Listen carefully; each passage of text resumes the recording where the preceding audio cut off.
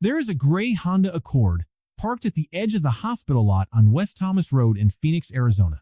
It has been there since 11:47 p.m. The exterior is clean. The windows are dark. There is nothing about it that would make you look twice. No trash visible through the glass. No stickers, no dents that seem out of place. It looks like every other car that belongs to a night shift nurse or an on-call resident who pulled a double and needed somewhere to rest between rounds. You would walk past it 100 times and never once consider that someone was sleeping inside. And if you did consider it, if for one strange second the thought crossed your mind, you would probably picture someone broken, someone hollowed out by addiction or mental illness, or a series of catastrophically bad decisions. You would not picture Elena Reyes. Elena Reyes was 26 years old, and she had a valid HVAC certification from Phoenix Technical Institute, where she had graduated near the top of her class 4 years earlier. She had a union card, a work phone, and a reputation among the contractors she served for being faster and cleaner on a diagnostic than technicians twice her age. She knew how refrigerant cycles worked at a molecular level. She could read a wiring schematic the way other people read text messages, without effort, without hesitation, with complete fluency. She was not between jobs. She was not fleeing anything. She had no criminal record, no substance dependency, no untreated mental illness, no pattern of reckless financial behavior. She had been promoted to team lead at Southwestern Building Services 3 weeks before everything collapsed. Her supervisor, a gruff man named Pete Callahan, who rarely handed out compliments, had told her in the break room on a Tuesday afternoon that she had the best diagnostic instincts he had seen in 15 years of running crews. She had driven home that evening with the windows down, the hot Phoenix air rushing through the car, and something that felt dangerously close to joy sitting in her chest. She had called her best friend Kayla from the parking lot before going upstairs. They had made plans for dinner at the Tex-Mex place on Camelback Road they had loved since they were 22. They split a pitcher of margaritas and talked until the restaurant started stacking chairs. That was the last meal Elena would eat inside a building for a very long time. She did not know that yet. She was laughing too hard to notice the floor shifting beneath her. The thing that people get wrong about financial collapse, the thing that the news never bothers to explain, because a single dramatic moment makes a better headline than a slow accumulation of pressure, is that it almost never arrives as one catastrophic blow. It arrives the way erosion does, quietly, incrementally, in ways that are easy to explain away until the morning you wake up and realize the ground underneath you has been hollowed out entirely. For Elena, it started with Kayla. Not a fight, not a betrayal, just a phone call on a Sunday evening in March, Kayla's voice soft and slightly apologetic, saying that she and her boyfriend Derek had decided to move in together. She would be out by the end of the month. Elena sat on the edge of the couch after she hung up and did the math in her head in about 45 seconds. The apartment was $1,300 a month. She had been paying $650. Starting in 30 days, the entire $1,300 would fall on her alone, and her take-home after taxes and union dues was $2,940. That left $1,640 for everything else: food, gas, utilities, phone, car insurance, the small credit card she carried for emergencies. It was tight, uncomfortable, but survivable. If nothing else went wrong, 2 weeks later, her car went wrong. The Honda Accord she had bought used 4 years ago developed a transmission fault that the mechanic on Dunlap Avenue delivered to her with a particular brand of sympathy reserved for people receiving genuinely bad news. $900. Non-negotiable. She needed the car to get to job sites scattered across the metro area with limited public transit. Not having the car was not an option. She put it on the credit card and paid the mechanic and drove away with her jaw set and her eyes very steady. Then, the week after that, a back molar she had been ignoring for 2 months became an infection that woke her up at 3 a.m. with the kind of pain that removes all capacity for rational thought. The emergency dental visit, extraction, antibiotics, follow-up came to $580. Her employer's health plan did not include dental. The credit card again. Then the letter from her landlord arrived on a Thursday, slid under the door in a plain white envelope. Effective next month, rent would increase by $340 due to, and she is quoting directly here, current market conditions in the greater Phoenix metropolitan area. Elena stood in the hallway holding that letter for a long time. She did not cry. She did not make any sound at all. She just stood there and felt, with absolute clarity, the arithmetic of her life completing itself into a number that did not work. What she did not do, and this is the part that cost her the most, was tell anyone. Not her mother in Albuquerque, because she did not want to become a worry. Not Ray at work, because she had just been promoted and could not afford to look like someone whose life was coming apart. She smiled at the right moments and showed up on time and carried the entire weight of it alone, which is what people do when the system has taught them that needing help is a form of failure. She sat in the Home Depot parking lot on a Tuesday evening, with the engine off and her notebook open on the steering wheel. Not a phone, not a laptop, a actual spiral-bound notebook, the same kind she used to sketch duck layouts on job sites, and a mechanical pencil she kept in the chest pocket of her work jacket. The $500 was what remained of the deposit her landlord had returned when she vacated the apartment 2 weeks early. She had negotiated that much, at least. She had $500 in a checking account and a Honda Accord that ran reliably, and a brain that had been trained to solve thermal and mechanical problems under pressure. She was not panicking. She had moved through panic sometime in the previous 48 hours and come out the other side into a state she recognized from her best days on difficult job sites, a cold, focused clarity that felt almost like calm. She drew a box in the center of the page and labeled it Accord 2003. Then she drew lines outward, the way she mapped airflow systems, and at the end of each line, she wrote a variable. Heat, visibility, water, hygiene, food, power, safety, money. She was not writing a list of problems. She was writing a systems diagram. She had 3 options. She wrote them anyway, because externalizing the logic was how she made decisions she could trust. Option 1. Use the $500 as a deposit on a room somewhere. She would be broke immediately, with no buffer for anything that went wrong. And in Phoenix's rental market, rooms in shared houses were running $750 and up. Option 2. Extend her stay at the weekly motel on Van Buren Street where she had spent the last 4 nights. At $55 a night, $500 would last 9 days. Option 3. Invest the $500 in the car she already owned and build something that could sustain her for months, not days. She underlined option 3. Then, she drew 5 rectangles along the bottom of the page and wrote a single word in each one. Installation, cooling, hygiene, food, emergency. She reached into the back seat, found her grandmother's old fabric coin purse, the one her abuela had used to manage household money in a small apartment in Albuquerque for 30 years, and she counted out 5 paper-clipped stacks of cash. Her grandmother had never used a budgeting app.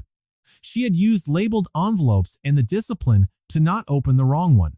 Elena was going to do the same thing. She looked up from the notebook and through the windshield at the Home Depot entrance, its orange sign lit against the desert evening sky, and she felt something settle in her chest that she could not quite name.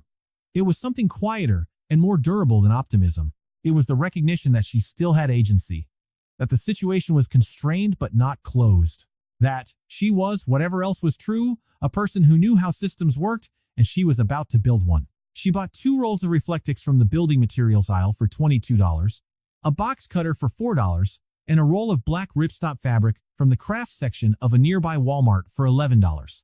She drove to the far end of a Lowe's parking lot on a Wednesday afternoon and went to work with the methodical patience of someone who has spent years making precise cuts in tight spaces.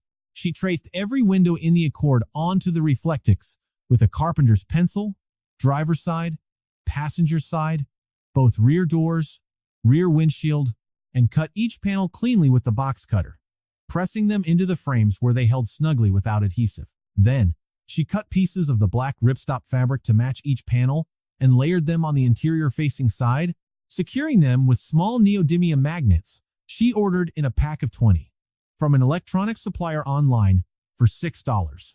The result was a thermal sandwich, reflective barrier against the glass, dead airspace between, black fabric facing the cabin interior.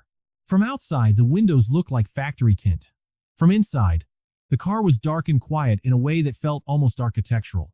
But here's where Elena's story diverged from anything a standard survival guide would have prepared her for. Phoenix is not Atlanta. Phoenix is not a cold weather problem.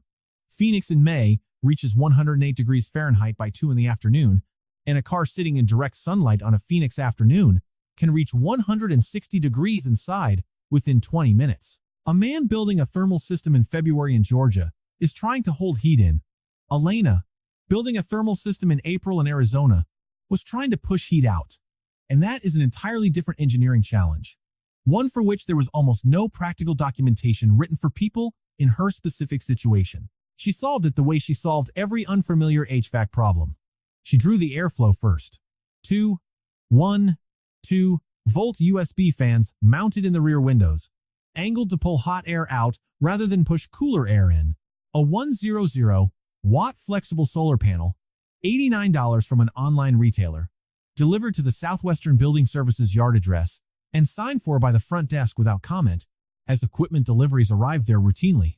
By the time the sun went down and Phoenix's nighttime temperature dropped to the mid-80s, the Reflectix was reflecting radiant heat back outward. The fans had cycled the interior air 3 times, and the cabin held at roughly 79 degrees. Warm, but survivable. Genuinely sleepable. She had built a cooling system for under $140. She did it without a permit, without a contractor, without anyone's permission, because she understood the physics. And she had the tools, and she was not going to let the desert take anything else from her. There is a specific kind of fear that does not have a clean name in English. The fear that lives in the body of a woman alone in a parked car at 2 a.m. in a city that has already made clear it does not intend to protect her. It is not the same fear as general danger. It is more targeted than that, more personal, more exhausting, because it never fully leaves. It is the awareness, constant and low grade, that the physical vulnerability of her situation is not distributed equally between her and a man in the same car in the same parking lot on the same night. Elena had known this going in. She had planned for it the way she planned for everything, systematically in writing, before the problem arrived. She bought a secondary door lock from an automotive supply store, a steel bar that wedged between the door handle and the seat rail, preventing the door from being opened from outside, even if the lock was somehow bypassed. She installed a vibration alarm under the rear bumper, the kind used on motorcycles, that would trigger if someone pushed or shook the car, giving her 3 to 5 seconds of warning before anyone could reach her window. She memorized which parking lots had active security camera coverage and trained herself to position the car within the widest observable angle, not at the edge of the frame. She never let a silhouette appear in the windows after dark. She moved like someone who understood that invisibility was not vanity, it was armor. The first real test came on a Thursday night in her 3rd week. She was in the hospital lot on West Thomas Road. Nurses and residents parked there at all hours, making an overnight sedan unremarkable, when knuckles rapped softly against her rear passenger window sometime after 2 in the morning. The lot was managed by a third-party contractor rather than the hospital directly, which meant enforcement was inconsistent and largely left to the discretion of whoever was on shift. Her hand found the steel door bar before she was fully awake. She did not make a sound. A male voice, unhurried and quiet, said, "Hey, I'm security. I'm not going to bother you. Just want to make sure you're okay." She said nothing for a moment. Then she said, "I'm okay." The voice said, "All right. If you need to be here, park over on the west side. Camera coverage is wider over there. I'm on until 6. Footsteps moved away. Elena lay still in the dark for a long time after that, her heartbeat slowing. She did not know the man's name.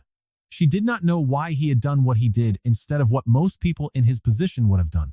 She only knew that someone had looked at her situation and chosen, without explanation and without audience, to make it slightly safer. She filed that away. She did not have a word for it yet. She would find one later. She woke at 5:15 every morning without an alarm after the first 2 weeks, because her body had recalibrated itself to the rhythm she imposed on it. She rolled the sleeping bag tight, tucked it under the rear seat, and was out of the car and into the driver's seat within 90 seconds. She had learned, through trial and error, that the transition between sleeping Elena and working Elena needed to be sharp and deliberate, not because she was deceiving anyone, but because the performance of normalcy was itself a form of protection, and protection required consistency. Planet Fitness on 19th Avenue opened at 5. She arrived just before 5:30, badged in with the $25 a month Black Card membership that gave her access to any location in the country around the clock, and spent just over 30 minutes moving through a routine that was less about fitness and more about ritual. Shower, shampoo, conditioner, the the small zippered bag of toiletries she kept in the plastic bin under the passenger seat, the compact she used to check that everything looked exactly right before she walked back out into the Phoenix morning. She kept her uniform, the blue-collared shirt with the Southwestern Building Services logo, her work pants, her steel-toed boots, in a garment bag hung from the rear door hook. She changed in the gym locker room. She arrived at every job site between 7:15 and 7:30. She was never late. She stopped at the Circle K on Dunlap Avenue most mornings for a large coffee and whatever was closest to a real breakfast, a protein sandwich, sometimes a banana from the small produce display near the register. She ate in the car before she got out at the site. Her grocery situation cost roughly $40 a week. A 1-2-volt cooler plugged into the power port kept eggs, lunch meat, and a block of cheddar cold without drawing perceptible power from the battery bank. She cooked on a single-burner propane camp stove, set up outside the car on a folding table the size of a clipboard. Always in lots where she had sufficient visual privacy. Always for less than 20 minutes. Rice, canned black beans, eggs scrambled in a small cast-iron pan, oatmeal from the package she bought in bulk at the Food City on McDowell. The food was not good in any way she would have chosen freely. It was adequate, which in the context of everything else she was managing was close enough to good. What she did not account for, in all her careful planning, was the emotional cost of the performance itself, the specific tiredness that accumulates not from physical labor, but from the sustained effort of making sure no one looks at you too closely.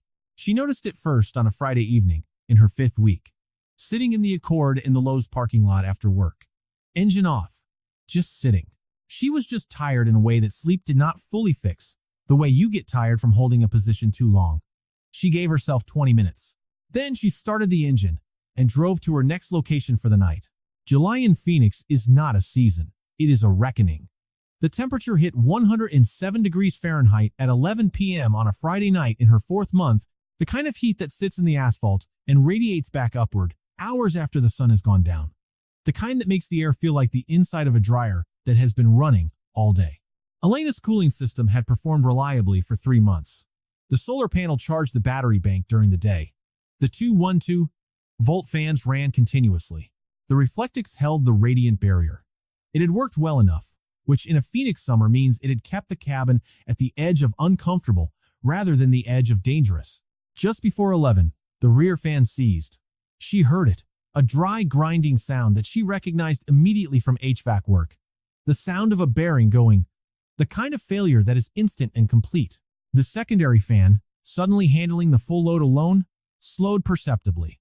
Within 40 minutes, the cabin temperature climbed to 94 degrees. She lay on top of the sleeping bag and felt the heat press down on her, like something physical, something with weight. She was not in immediate danger, but she understood, with the clinical accuracy of someone trained in thermal systems, that 94 degrees in a closed space overnight was not survivable in any comfortable sense. And comfortable enough sleep was the thing that kept her functional, and functional was the thing that kept her employed. And employed was the only road out she had. She had $38 in her wallet. The savings were in the account, untouched, the way she had decided they would stay until she had enough to matter. The wallet was operating cash only, and operating cash had run to $38. She had nowhere to go at 11 p.m. on a Friday in a city that had not built enough of anything for the people who actually lived in it. She drove to the hospital lot. She parked in the west corner, where David had told her the camera coverage was widest. But the man who came out to the car that night was not David. It was a woman, compact, dark-haired, maybe 28, with the unhurried walk of someone who had seen most things and stopped being surprised by them.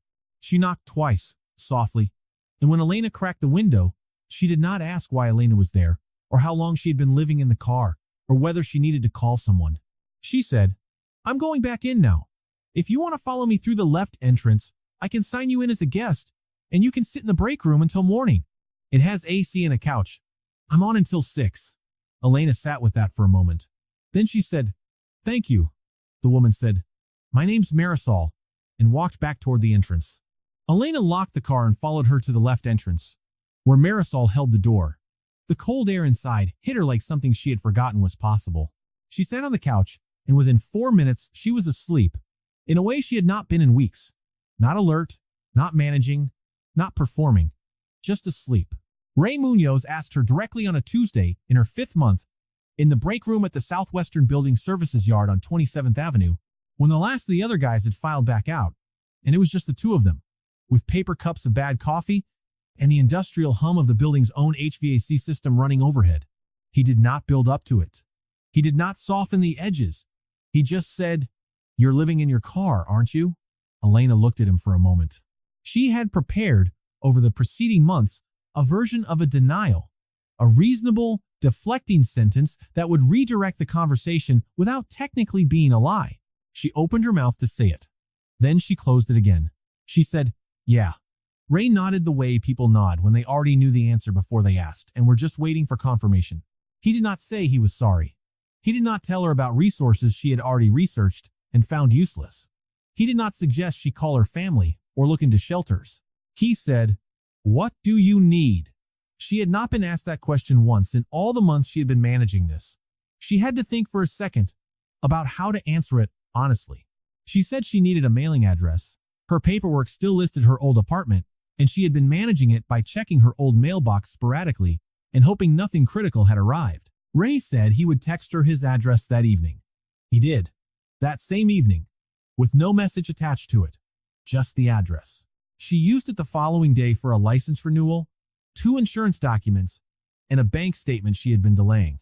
3 weeks later, during a long drive to a commercial site in Chandler, Ray told her the reason he had recognized the signs.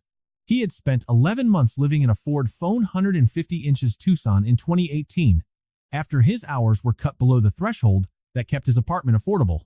He said he had not been able to hold the routine together the way she was holding it. He had stopped showing up on time, then stopped showing up consistently, then stopped working for the company entirely. He said it without self-pity, the way people describe weather, just a fact about a time that had passed. Elena drove and listened. When he finished, she said, "The system doesn't build people like us into its math." Ray looked out the passenger window at the flat Phoenix landscape going past. He said, "No, it doesn't." They did not talk about it again after that. They did not need to. There is a specific fluency that develops between people who have navigated the same terrain, not warmth, exactly, though warmth was part of it, but a kind of recognition that does not require elaboration. She had felt it with David in the parking lot at 2 a.m. She had felt it with Marisol in the break room doorway. She felt it now with Ray in the cab of a work van on the 202. And she thought about how many people were moving through this city, carrying the same weight and silence, and how much of the silence was not privacy, but shame, and how shame was the most expensive thing the market had ever charged her for. She signed the lease on a studio apartment in Mesa on a Saturday morning in October, 6 months and 11 days after the night she had sat in the Home Depot parking lot with a spiral notebook and drawn boxes on a page. The apartment was $890 a month, which was the lowest she had found in the metro area that was not in a building with active code violations. She had $4,200 in savings, what remained after 6 months of paying no rent, once she had cleared the $1,480 in credit card debt from the transmission and the dental work, kept the car insured and the phone running, and set aside a rolling emergency fund she had promised herself she would not touch. The rest had gone the way money always goes, when you are surviving rather than living, in small amounts, for reasons that each made sense at the time. She paid first month, last month, and security deposit and still had $530 left. She drove the Honda Accord to the building on a Saturday afternoon, with the windows down, the Phoenix October heat finally edging towards something that could be called bearable, and she sat in the parking lot for a few minutes before going in. She was not delaying. She was not nervous. She was doing the thing she had always done when a system she had been running was about to be decommissioned. She was taking a moment to acknowledge that it had worked. The car had worked. She had worked. The Reflectix panels were still in the rear windows. The magnetic solar mount was still on the roof.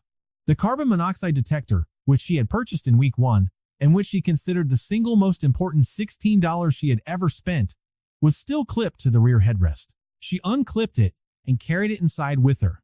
The apartment was empty. No furniture, no rugs, nothing on the walls. Her footsteps echoed. She walked to the center of the main room and stood there for a moment, in the specific silence of a space that had not yet been lived in, that was waiting for someone to make it into something. She did not cry. She was not the kind of person who marked things that way. She just stood there and breathed the recycled apartment air and felt the weight that had been sitting in her chest for 6 months begin, very slowly, to shift. That night, she slept on the floor in her sleeping bag, the same one she had used for 6 months, because she did not have a bed yet and did not particularly feel the need to rush. The floor was inside, the walls held the temperature, nobody could see her through the windows unless she chose to be seen. She slept 9 hours, which was 2 hours more than her average for the preceding 6 months. And she woke up rested in a way that had a different quality to it. Not the functional adequacy of a woman managing a survival system, but something closer to the sleep of someone who had finished something genuinely difficult and was allowed, now, to rest. She posted the Reddit thread on a Sunday evening in November, 6 weeks after signing her lease. Sitting at the folding table she was using as a desk while she saved up for real furniture. She wrote for 2 hours without stopping, which was longer than she had written anything since her certification exams. She described the Reflectix system, and the solar cooling rig, and the Planet Fitness strategy, and the 5-envelope budget, and the vibration alarm, and the camera angle parking logic. She included her hand-drawn diagrams, photographed with her phone. She wrote a separate section on safety considerations specific to women because that section did not exist anywhere she had looked when she needed it, which meant she was writing it for the woman who was sitting in a parking lot right now with her phone, searching for exactly this information. She signed it with her real name. She had told Ray the night before. He had looked at her steadily and said, "Pete's going to see it." She said she knew. He nodded and did not say anything else, which was the right response. She did not post it anonymously, because anonymity would have been another form of the same invisibility she had spent 6 months perfecting, and she was done being invisible. The post was upvoted 47,000 times in 72 hours. Her inbox became something she could only read in pieces. A third of the messages were from women. 6 weeks after the post, she organized the first workshop at the Mesa Public Library, a 2-hour session she called Vehicle, Safety, and Dignity, which she thought was the most accurate name she could give it, because the safety and the dignity were not separate things. David Okafor came. Marisol Vega came. Ray sat in the back row with his arms crossed in the way he had when he was paying close attention. 12 other people came, some of whom were currently living in vehicles, some of whom were 1 bad month away from it, which in Phoenix in 2024 meant most of the people Elena knew. At the third workshop, a woman sat in the last row who introduced herself afterward as Carol Hutchins. She was 61 years old and had taught 4th grade in the Tempe School District for 28 years, before her position was eliminated in a round of budget cuts. She had been living in a Toyota Sienna in the parking lot of a Lutheran church on Southern Avenue. She had driven to the library that evening with a composition notebook and 3 freshly sharpened pencils. After the session ended and the chairs were being folded, Carol found Elena by the door and said, "I taught for 28 years. This is the first time I've been a student and not felt ashamed of what I didn't know." Elena looked at her for a moment. Then she reached out and shook her hand. She did not say anything, because there was nothing to say that would have been more complete than that handshake. 2 women in a library in Mesa, Arizona, one of whom had just taught the other how to survive in a parking lot with dignity intact, which is the only way that survival is worth anything at all. 6 months after that, an email arrived from a nonprofit in Seattle offering to fund a national online course with a Spanish translation. Elena read it in her car, the Honda Accord, still parked in the building lot, still carrying the magnetic marks on the roof where the solar panel had been. She looked at herself in the rearview mirror for a moment. The Reflectix was gone from the windows. The afternoon light came through cleanly. She had stopped needing to disappear, but she had not stopped remembering what it had cost to be invisible, or how many people in parking lots across this country were paying that cost right now. Not because they had failed, but because the math had been broken for them long before they ever had a chance to run the numbers. She picked up her phone. She wrote back, "Yes." Hit like, subscribe, and drop a comment, telling us which part of Elena's story hit you hardest and what city you're watching from.